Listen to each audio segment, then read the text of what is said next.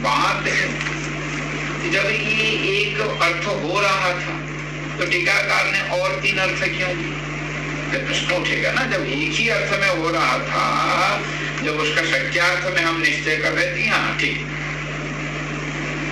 कटाक्ष का अर्थ हो गया कृपा दृष्टि।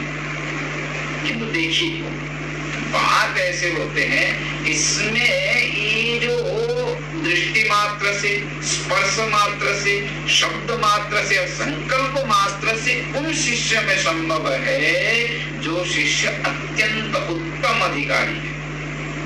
एक आप पढ़े होंगे, क्या पढ़े?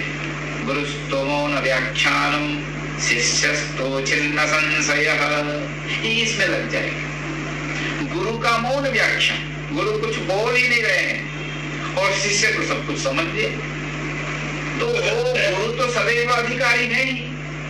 देखिए गुरु में अधिकारी नहीं है या गुरु, इसमें बात नहीं किया जा रहा है। शिष्य के अधिकार यदि नहीं है, उसी प्रकार शिष्य यदि समर्थ नहीं है किसमें? मौन भाषण को समझने समझ में आएगा ना, मौन भाषण को समझने में यदि शिष्य समर्थ नहीं है और उसका यदि संशय दूर नहीं हो रहा है तो कुछ बोलना पड़ेगा। इसीलिए दूसरा अर्थ करना, सभी तो उतना उत्तम अधिकारी शिष्य नहीं है, तो जो मध्यम कोटि या कनिष्ठ कोटि, या कनिष्ठ कोटि को ले लेते हैं, जो कनिष्ठ कोटि के शिष्य हैं वो केवल इतने में समर्थ नहीं है। गुरु केवल देख दे और इसको बोध हो जाए, गुरु केवल हाथ रख दे और इसको बोध हो जाए, उतना शरणागति नहीं है अथवा उतना योग्यता नहीं है। वो कृतकर्मा कृतोपासते नहीं है, या भावी प्रतिबंधक है या वर्तमान प्रतिबंधक है, जो कुछ भी मान लीजिए, अभी वो शिष्य क्या है? कनिष्ठ अधिकारी है। अभी अभी पूर्व जन्म सुकृत से उसमें एक पुण्य उदय हो गया और उसके कारण निष्काम कर्म किया, थोड़ा उपासना किया और विवेक वैराग्य आदि साधन चतुष्टय संपन्न होते हुए गुरु के पास आया है, सदगुरु के शरण में आया है। तो गुरु को तो अब मौन बैठ के नहीं चलेगा, तो गुरु को तो कुछ बोलना पड़ेगा। अब समस्या हो गई, अब समस्या हो गया ना, गुरु क्या बोले? वो तो स्वरूप में बैठे हैं, अपने स्वस्वरूप में स्थित है। किंतु आप देखिए विवेक चूड़ामणि में गुरु के लक्षण करते हुए भगवान आदि भगवत पाद शंकराचार्य ने कहे हैं, क्या कहे? श्रोत्रिय अभ्रजिनो अकाम हतो यो ब्रह्मवित्तमः। फिर कहे हैं ब्रह्मण्यो परतः शांतो निरंजन इवानल। ये बहुत समझने जैसी बात है। गुरु के लक्षणों में एक लक्षण है जो ईंधन है, वह ईंधन तो है किंतु कैसे है? भोजन पकाए और वो शांत हो गया, पूरा नहीं पूछा। बात को समझ लीजिए। यद्यपि गुरु ने स्वस्वरूप का अनुभूति है, ब्रह्म स्वरूप है, ब्रह्मवित्तम है, किंतु बात ऐसे है प्रारब्ध तो अवशिष्ट है। अब शरीर रहा है, जेहेतु शरीर रहा है, तो शरीर रहा है तो प्रारब्ध क्या है? अवशिष्ट है। यानी कि अग्नि अभी तक पूरा बुझा नहीं है, ऊपर केवल एकदम शांत बैठे हैं। यदि वैसे योग्य शिष्य हो और गुरु के पास जाके फूंक लगा दे, अच्छा प्रणाम करे, प्रश्न करे, सेवा करे, ऐसे उत्तम शिष्य को देखते हुए उनके और एक भी लक्षण है, अहेतुक कृपा सिंधु, अहेतुक दया सिंधु है।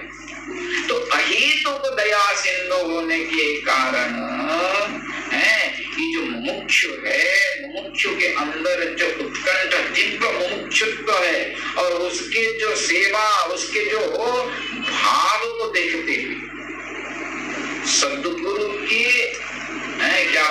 स्वाभाविक करुणा बन जाता है। जैसे गाय एक बछड़ा है, अपने बछड़ा को देखते हुए जैसे स्वाभाविक क्षीर का क्या हो जाता है, श्राव हो जाता है, ऐसे योग्य शिष्य को देखते हुए गुरु का क्या हो जाता है, स्वाभाविक जो प्रारब्ध से रहा हुआ है वो अंतःकरण में एक वृत्ति बन जाता है। देखिए बिना, क्योंकि अब देखिए ये तो आया है, जैसे बहुत समझने जैसा है। अब शिष्य आया है, उसको तो ये ज्ञान नहीं है कि मैं ब्रह्म हूं, ये ज्ञान थोड़े है।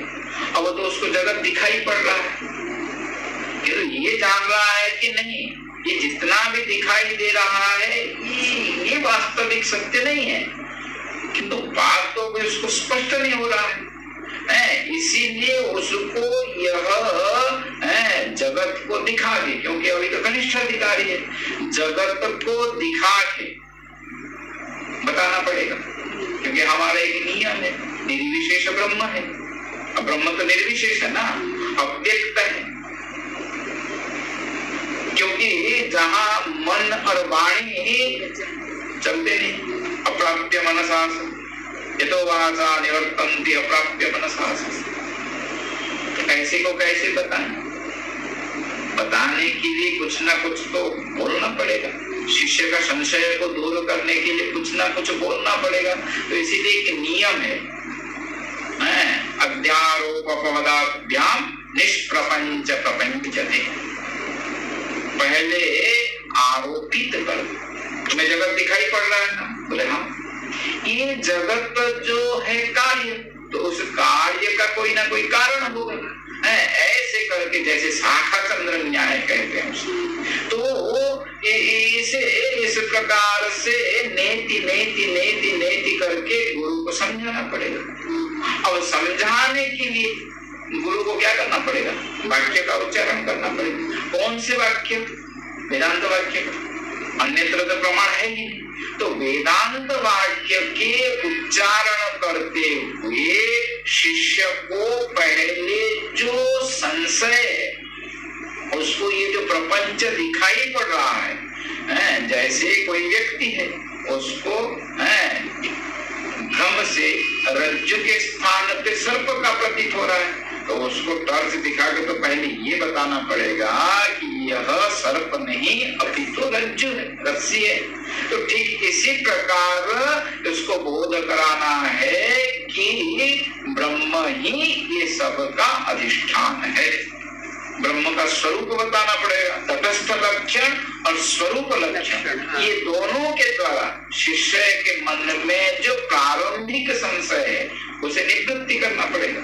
इसीलिए गुरु को क्या करना पड़ेगा, उपाधि को स्वीकार करना पड़ेगा।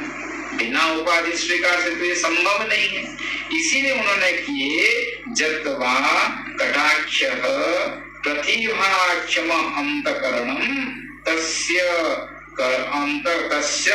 किरणो वाक्यजन्य तद्वृत्ति प्रतिफलित चैतन्यम, ये अर्थ करना पड़ा कि इसीलिए जिसलिए शिष्य का अधिकार नहीं है, इसीलिए ऐसे सत शिष्य को देखते हुए गुरुजी क्या करना पड़ेगा, अपने जो कटाक्ष का अर्थ कर दिए जो अंतकरण, क्योंकि बिना अंतकरण में तो वृत्ति नहीं बनेगा।